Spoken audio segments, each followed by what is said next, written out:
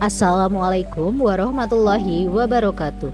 Permisi, kami dari kelompok 1 izin mempresentasikan hasil penelitian kami yang berjudul Faktor Resiko yang Mempengaruhi Kejadian ISPA pada Balita di Wilayah Kerja Puskesmas Bendan. Kelompok kami terdiri dari yang pertama Aisyah Nurul Fala dengan NPM 0622015571. Yang kedua adalah Fadila Anissa Nur Aini dengan NPM 0622015901. Lalu yang ketiga ada Silnia Rahmatika dengan NPM 0622015891. Dan yang terakhir ada Zubaidah Susania Ulul Azmi dengan NPM 0622015931. Alur penelitian dimulai dari perizinan terlebih dahulu. Jadi kami meminta surat kepada kampus atau Unikal, lebih tepatnya di Fakultas Ilmu Kesehatan. Lalu surat tersebut ditujukan kepada Dinas Kesehatan Kota Pekalongan. Setelah itu kami ke Dinas Kesehatan Kota Pekalongan untuk meminta surat untuk ditujukan kepada Puskesmas Bendan. Setelah kami mendapatkan izin dari Puskesmas Bendan, kami melakukan analisis data, yaitu data sekunder. Di data sekunder ternyata penyakit yang banyak diderita di wilayah kerja Puskesmas Bendan adalah penyakit ISPA. Penyakit ISPA ini ternyata banyak terjadi pada anak-anak, khususnya anak-anak balita usia 1-5 tahun. Setelah mendapatkan data dan dianalisis, kami langsung terjun melakukan wawancara dengan responden. Setelah melakukan wawancara, kami juga melakukan pengukuran suhu dan kelembapan dan tingkat pencahayaan. Untuk suhu dan kelembapan ruang, kami menggunakan alat namanya hygrometer, dan kami juga menggunakan alat luxmeter untuk mengukur tingkat pencahayaan pada ruangan. Setelahnya adalah hasil penelitian. ISPA merupakan masalah kesehatan global yang sangat signifikan dengan jutaan kasus terutama kematian. Di Indonesia, prevalensi ARI di kalangan anak-anak di bawah 1-5 tahun menunjukkan angka yang mengkhawatirkan, terutama di daerah dengan kepadatan penduduk tinggi seperti Jawa Tengah. Kota Pekalongan dengan iklim hangat dan lembab menjadi lokasi dengan angka kasus AURI yang tinggi, dipicu oleh kondisi lingkungan dan kepadatan penduduk. Berbagai faktor risiko seperti kondisi fisik lingkungan serta faktor sosial seperti pendidikan ibu dan perilaku merokok dalam keluarga berkontribusi pada tingginya insiden ARI di kalangan balita. Faktor risiko seperti kondisi fisik lingkungan serta faktor sosial seperti pendidikan ibu atau perilaku merokok dalam keluarga berkontribusi pada tingginya insiden ARI di kalangan balita. Faktor sosial seperti pengetahuan ibu dan perilaku merokok dalam keluarga sangat mempengaruhi kesehatan anak-anak dan meningkatkan risiko penyakit pernafasan. Penelitian ini bertujuan untuk mengeksplorasi lebih lanjut pengaruh faktor-faktor tersebut terhadap kejadian ARI pada balita di wilayah Bendan Kergon yang memiliki populasi balita yang cukup besar. Yang kedua, metode penelitian. Desain penelitian yang digunakan adalah cross-seksional. Penelitian dilakukan pada balita usia 1-5 tahun pada bulan November sampai Desember 2024. Sampel yang digunakan adalah 100 balita dengan teknik sampel random sampling. Alat ukur yang digunakan termasuk hygrometer dan luxmeter. Data dianalisis menggunakan perangkat lunak SPSS untuk menemukan faktor-faktor yang mempengaruhi ARI. Selanjutnya, faktor resiko kejadian ISPA.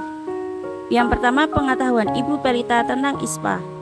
Yang kedua, perilaku merokok pada keluarga. Yang ketiga, suhu ruang rumah. Yang keempat, kelembapan ruang rumah. Dan yang kelima, tingkat pencahayaan ruang rumah. Faktor risiko pertama yaitu pengetahuan ibu. Dari penelitian terhadap 100 responden, 82 ibu balita memiliki pengetahuan baik tentang ISPA.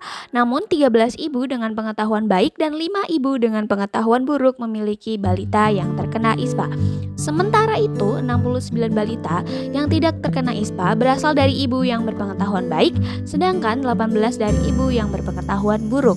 Uji statistik menunjukkan bahwa p-value dihasilkan 0,23 yang berarti tidak ada hubungan antara pengetahuan ibu dengan kejadian ISPA. Penelitian lain juga banyak yang mendukung bahwa pengetahuan ibu tidak berpengaruh dan tidak berhubungan terhadap ISPA pada balita.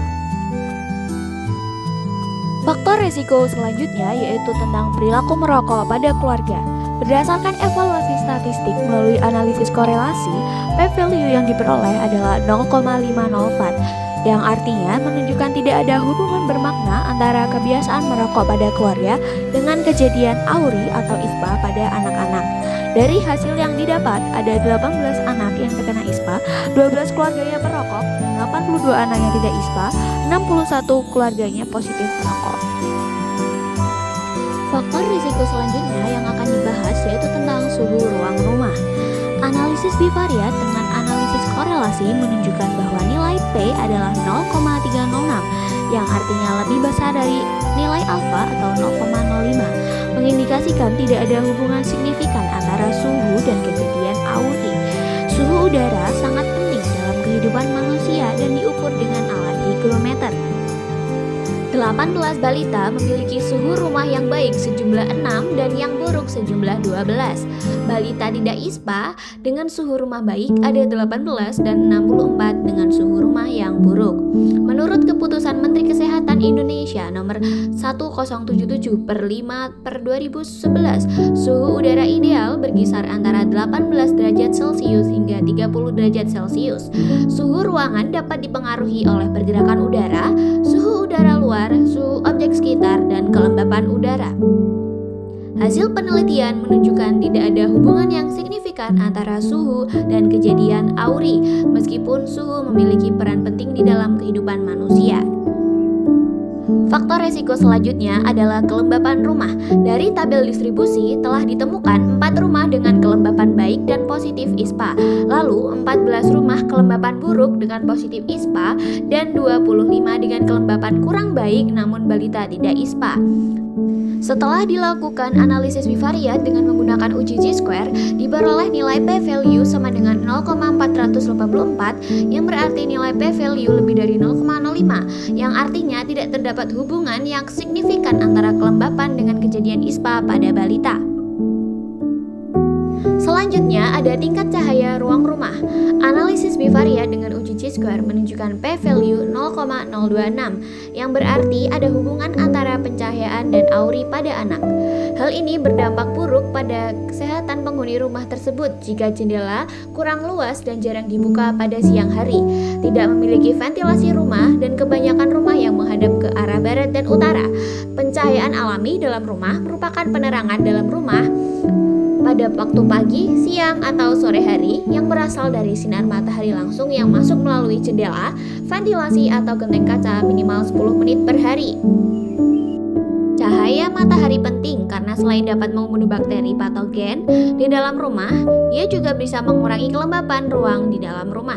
Rumah sehat perlu memiliki jendela yang cukup besar, minimal 15 hingga 20% dari luas lantai.